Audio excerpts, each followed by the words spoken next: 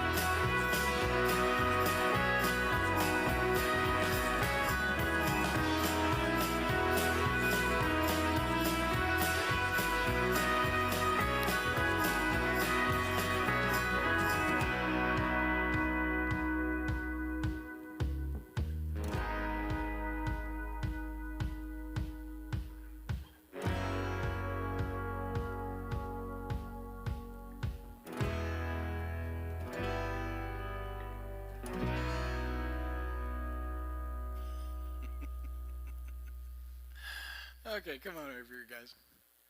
Hey, give them a hand for them when they come up at the beginning. So let me start this way. About a year ago, it was actually 1 year ago, I realized, yesterday I was sitting in Joplin and realized it was 1 year ago that I was sitting at that district meeting and I had this weird idea come into my head. I thought, if we had my wife's Memorial Foundation sponsor 2 students to go on a missions trip? Because I know how incredibly wonderful they can be, but I also know how incredibly expensive they can be. So I began to explore that possibility, looked into what it would be to take 2 students with me somewhere on a trip, and I looked at different options, and I ended up deciding to take them to where I knew how to get there and back safely, which was Brazil. I added it up today. I think I've been there like 20 times in my life. Maybe it's 15. I was counting on my fingers, so I might have lost it. But it was like 15, 20 times that I've been to Brazil, and so I knew I could get there and back. And I set out a budget. I realized it would cost, and I've told you guys this, it would probably cost somewhere around $2,500 per student to take them. And for the plane, for the lodging, for the visas, for the food, for everything.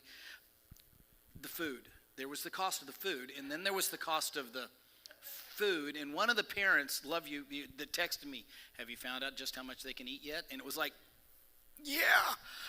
Anyhow. The fruit of you're going to have to tell them about the fruit of the day experience in a minute. But we had, I figured it would cost that. So what I did is I invited our students, our students from the church, from Wednesday night and so forth. If you'd be interested in this, I want you to think about it, pray about it, and then apply. I had an application. And then I interviewed the students. And so there were, again, to be honest, some of the students that I expected to apply to go did not. But there were 2 that did, that it became very, very clear to me that this is what God intended. I don't know if I told you that yet. I just knew that this is what God had put together for you guys and for me. So at the same time, I contacted my Brazilian kid, Pastor Alan, who was beautiful. There's a whole story behind a lot of this. That when he said that he would teach them some jiu-jitsu, and the wrestlers in them just knew that they were going to be able to take on this rather older and heavier, out of shape. You thought he was going to be soft, wasn't it? And found that in a heartbeat they were tapping out. Let me up. Anyhow, that I contacted Pastor Lon and said, could you work this out? Because we wanted it to be a time of ministry, something we did for somebody, but also a time of work and a time of ministry, to where we have very much so about God moments and so forth. Now, the guys are going to share with you how that worked out for the both of them. By the way, I let you know this, just to be upfront about things. The cost of the work, all those blocks and mortar and concrete and food and so forth, was paid for by the foundation. So that the supplies would be there, that we wouldn't just show up and say, okay, give us something to do and you guys pay for everything. No, we took care of it when we went. All that, just to be honest with you, total cost for this trip, for these 2, not myself, not for Melanie who went to help, was $8,500 is what the foundation spent in order to make this happen. So there was the cost for them and the cost for all the materials that went. Anyhow, all that to say, I know that this was God's plan. At first I thought it was just a weird idea I had. But I know that it was God's plan. And as I reflect on it, that there was more than just my own harebrained idea. It was prompted and put together by God. He had a plan, that he was out to do something in that places where we went. And I want you guys to talk about those places.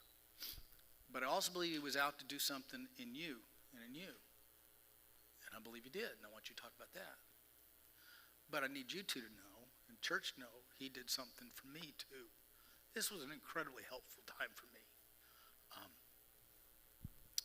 Every morning, I don't know if you're going to share, every morning I'd wake them up. I'd wake up really early, and then I'd wake them up early because we had to leave at whatever time we had to leave to go to whatever site. And we'd all pile into one room, and we'd have devotions and pray together and read the Bible and study together. Those were precious moments for me. I remember sitting there the morning after you left thinking, man, where are they? It was special. It was God had something he wanted to do in my wounded heart, and he did. So my point is that God always has a plan. God always has a plan, and I want you to see that God has a plan for you. I I want you to believe that as a church. So let me give these guys, get them started. What I'm going to do is I've got some prompting questions they already know about, but I also told you don't feel limited to that. Say what you feel led to say. So the first question would be, what was the most memorable moment of the trip? What was the most memorable moment for you? And which of you two want to go first? I'll go first, I guess. Good. Okay. So the first Saturday was kind of like our Wednesday night, but it was like our Wednesday night, but on Saturday night, and it was the first time I ever opened up to like a big group of people about like things that I've done in my past, and that was like probably the most impactful moment for me. But like that was a big one, like just to share something I've done, something that I don't want to do again to all group of people my age.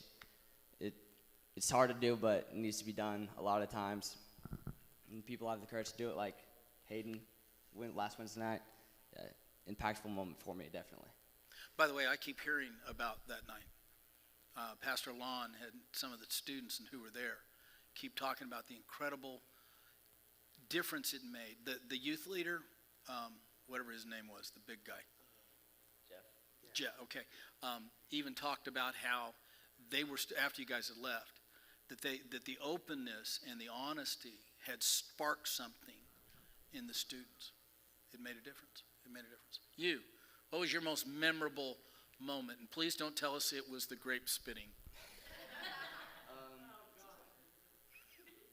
Are you on? I don't think it is. Sound.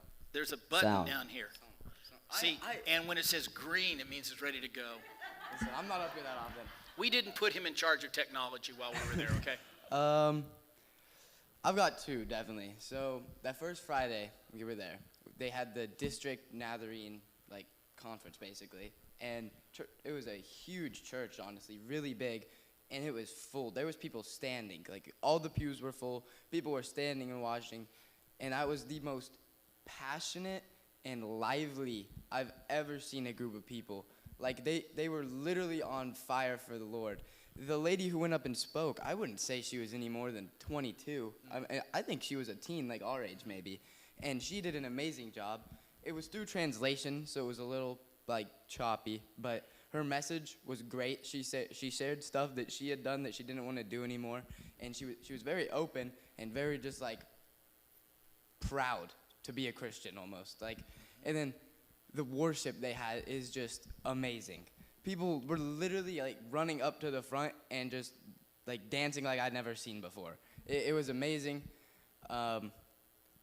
If I would have understood what they were saying, I probably would have been a part of it. But that's the hard part about And yes, this was a Nazarene church with Nazarene students, and they were jumping and dancing and having a great. Did I tell you, by the way, that the Sunday after you left? No, my last Sunday was even louder and more boisterous than that. And I that's thought, the one you sent us, right? I sent you the video. Did I show you? Yeah. It was like, you're not going to believe this, guys. It's even louder than that one was.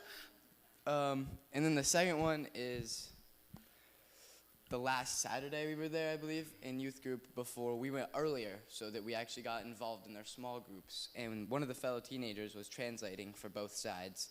And we had a very, very, I'm going to use the word intimate discussion about the unforgivable sin of blasphemy against the Holy Spirit.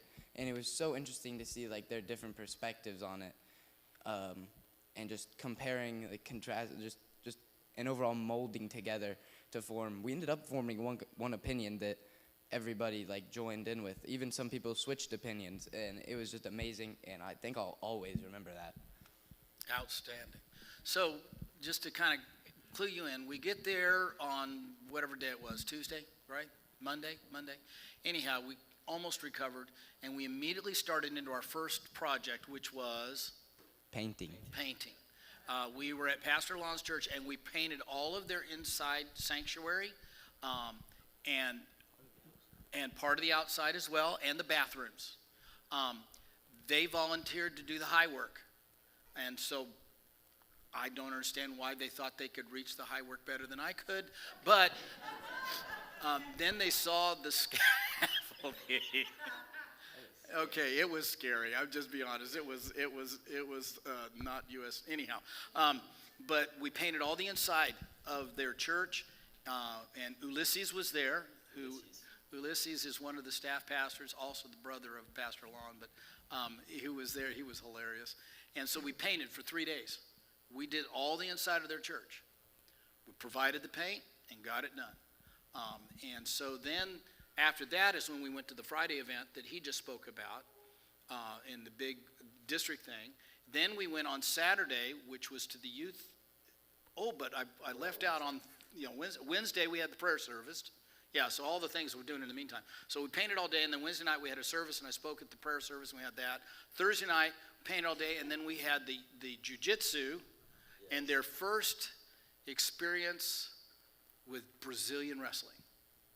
And it was fun to watch because I knew what was going to happen.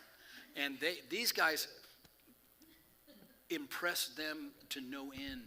They are very good at what they do. They're wrestlers already. And so, taking these folks on, but then it was challenging because it was different. But their sheer strength was impressive. And some of in jiu-jitsu, you start out at a white belt, and then you get to another color belt, and another color belt, and another color belt, finally a black belt. And Pastor Lon is a black belt in jiu-jitsu. He is. And that's why I'm not worried whenever I'm in Brazil, because he takes me wherever we go. It's like anybody tries to take us, there's a Lon. Anyhow, and so they just got in and took on people with not just white belts, but blues and purples and so forth, and pinned them. And it was amazing what they did. It was great. But at the end, they slept really well that night, let me tell you. Didn't hear a peep out of them that night. So that was our first week. On Saturday, that first Saturday is when we went and did the first food ministry, wasn't it? Where we handed out the food and prayed for the people. During the day, Yeah, that was during Saturday, during the day, and then Saturday night was their youth service. We would have done this right after we came. Yeah. And so then on Sunday, this is all first week. Then on Sunday, we had a service in the morning. I taught the Sunday school class. We had a worship service in the morning. I preached the Sunday evening class, and we tried to kind of recover between those two. And then Monday morning, we hit the ground by going to the neighborhood. Now, understand, I told you guys yesterday, I think the best word I could explain in our language to understand what the place is like, it's a shanty town. The term in Brazil is favela, where the people are living in, I don't even want to call them structures. In fact, I'm going to let you explain what these people were living in. Because they took us into a couple of them and showed us places where people were living, and then what we worked on. How would you describe what those folks were living in? It was kind of just as big as that drum area, you know what I mean? Like, from that crease back to the wall. And there's like, in one of them, there's like 8 people in one area like that. And it's out of like, it was cardboard, plywood. They had 2 beds and a fan.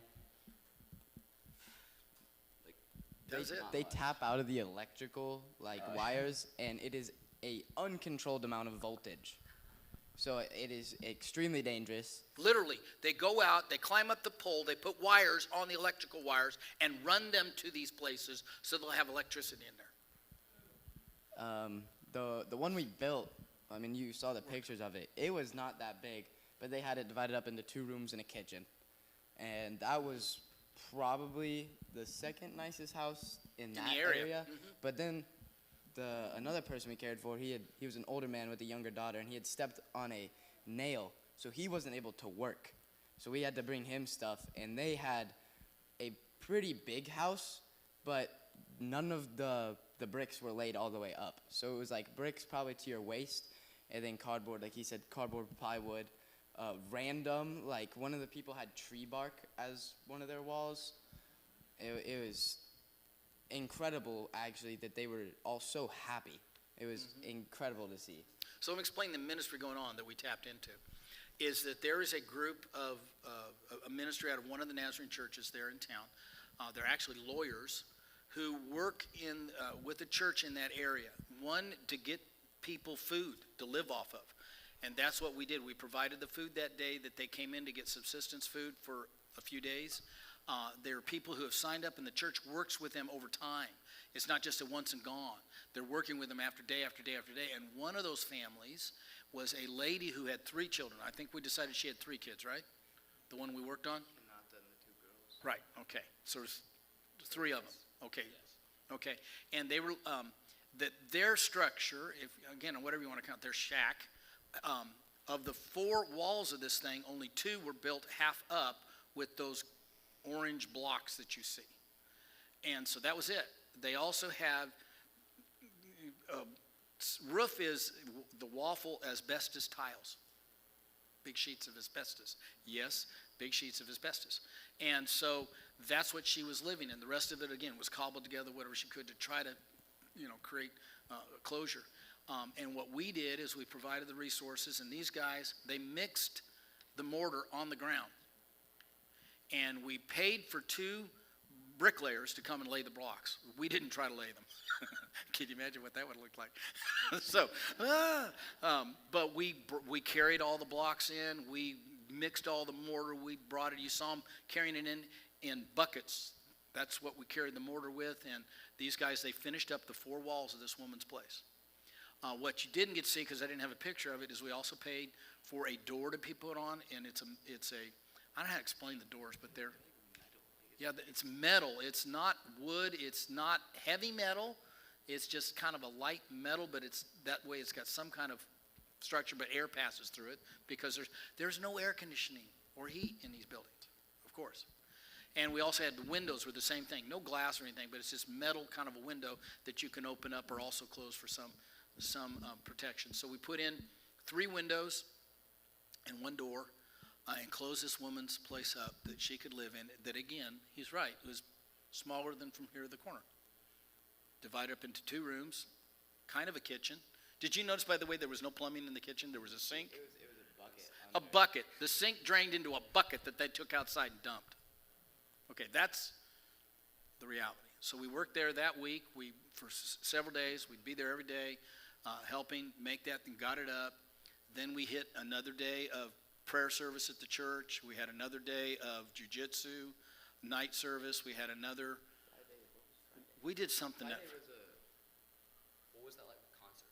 When was that? Oh, the concert they got to go to. That was a Saturday. Can you tell we were busy? We had another youth service night. We had another. Oh, the Friday was when we went to Nova Americana. We went to the church out near the airport where we bagged up the food. Yes. So that place, awesome. This, a lot of what? Carrots only. A lot of carrots. Yeah, we got through all the food, and then all that was left was just carrots. So we had to just put bags of carrots instead of any other. Yeah, anything else we could put up. So there's this church that was in this area near their airport in that town. That what they've done is the same thing like the other church that's helping about 15 families in the area. This one is helping 150 families every week to have enough food to make it for maybe a few days. And what it is these people, these families, they've signed up, and the church, which is about our size church, honestly, they start on Friday. This time we paid for the food, but otherwise they get donation, whatever they can to get the food. They divide it out into bags that they can give to these families. And then families show up at whatever time it was. They come into the sanctuary. They register as they come in to make sure, because they can only, the people who've registered, they've got food for. Because people show up wanting to get food because there's food, and unless they've registered, it's like, okay, we'll take your name and we can help you in the future, but we can't tonight. And so the people showed up, and here was the most incredible thing that I was just blown away with. So here we are Friday night, all these 150 representatives and families, whoever, this place is filled. And they begin with worship, music, and then I preached for just a few minutes, told them the gospel. So every Friday night, they are feeding people, not just their bellies, but the Word of God. And there's 150 families every week getting touched that way. Isn't that incredible? And so we did that on that Friday. Then Saturday we did more work and more youth group, and Sunday. We went to the Jesus March, the biggest concert. Yes. So explain that to them, why don't you? They have a park in this city.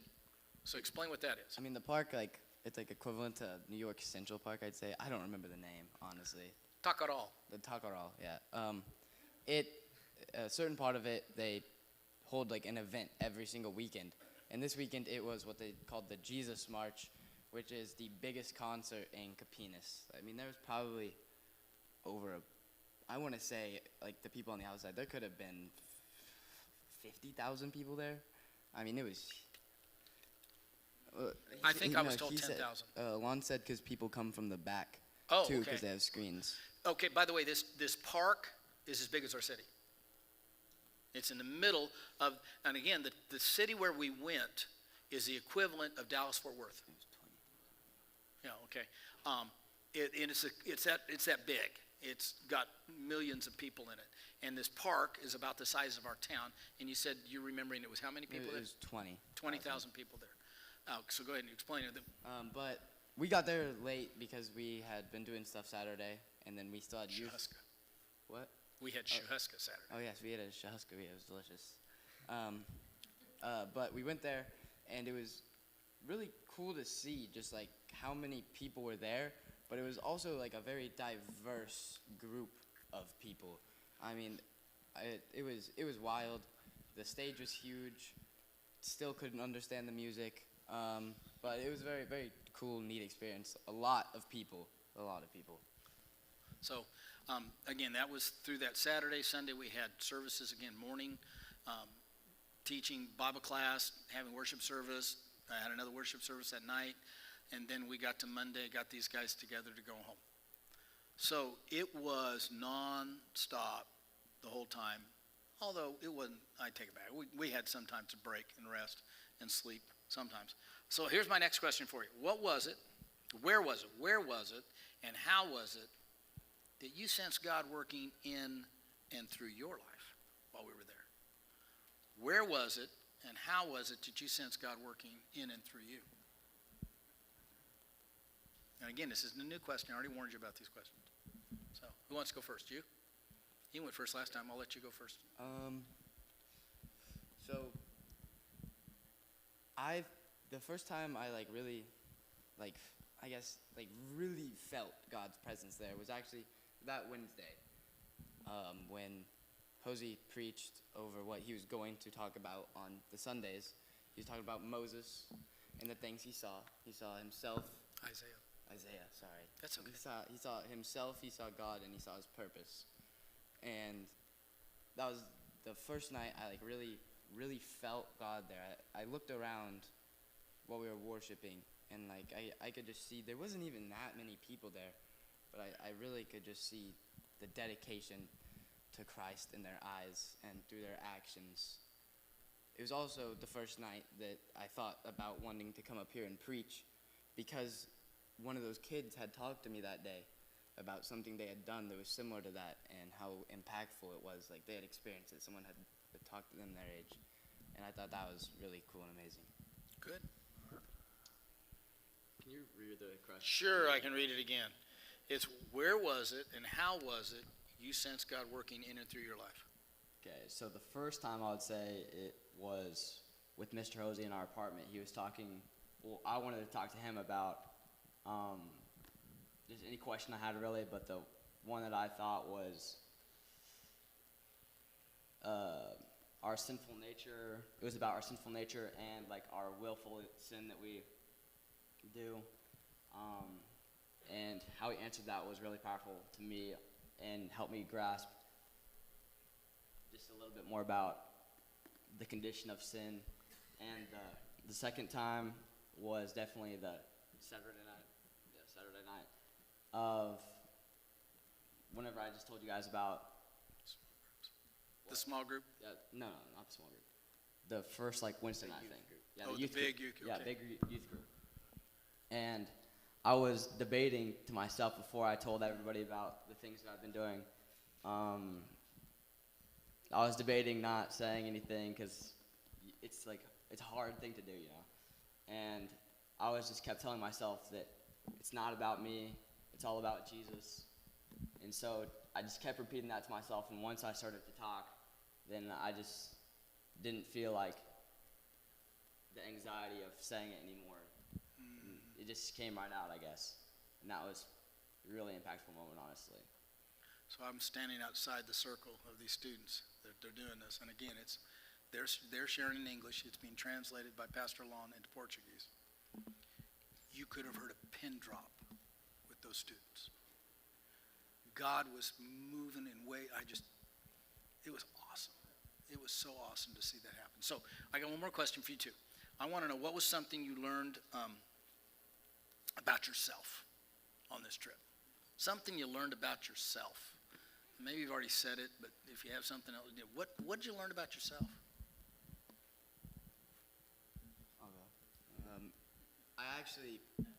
I didn't know this. I thought it was different. Hosey broke it down one of the nights. It's crazy how like what I learned about myself tied into it, your Sunday nights so much actually. He broke down like how people learn differently in the Bible. Some people learn by studying, some people learn by talking about it, some people learn by relationship. And I learned that I actually get a lot from when I truly study the Bible and when I break it down. When we did that every morning, when we were in Mark, I learned so much more than I ever had before. And I learned that all I have to do is break it down and, like Hosey said, truly find how it connects to my life. Because then I'm able to change it. And that was awesome. Great. I would agree with that, and I would say that me personally, not just like reading the Bible and studying it, but finding somebody to talk to that is wiser than me to break it down to me, because I'm not that, like, it's hard to understand just by yourself. You need somebody that's experienced more things than you to share with you and help you grow as a person, as a Christian, as a follower of Jesus, not just a Christian. But yeah, that especially, and I can't really think of anything else. Okay. But. So let me kind of pull this together with a couple things here. One is to say to you and to our church, please believe that God is working in every corner of his world, including your corner. It's easy to hear about these things, and people come up and they share this stuff, or somebody visits and talks about this and think, wow, God does that over there, and they got to go to Brazil, or these people may get to go to Salt Lake City. Now, there's a center of hedonism in the United States. But God's working in every corner of the world, including yours. And there is no place so desperate that God's not willing to go. When we walked back up into the alley, or whatever you want to call it, into desperation of life, people who were living with squalor. I don't know how else to say it. It's desperate. I'm just stirred again to go, you know what? But God's here. God's here. God's taking care of them. Even when a fight broke out over the kite, God took care of it. That was insane, yeah. And yet God was working. And I want you to know God's working in your place no matter how desperate it is too. Please believe that. David wrote in the Psalms, where can I go from your spirit? If I go to the far side of the sea, you're there. We traveled a little over 5,000 miles each way to go there. Hey, God's working there, but God's working here. God's working in your place. And the other thing I'm going to say to the two of you to remember, hopefully you'll take away from it, and I want you as a congregation to hear, is that what you do for the Lord matters. From playing with those kids in the sand that was supposed to be to make mortar, and you're playing in the sand, to loving on those teens, to carrying block and mortar and wearing yourself down and getting hurt and scratched up and all that went with it. It matters.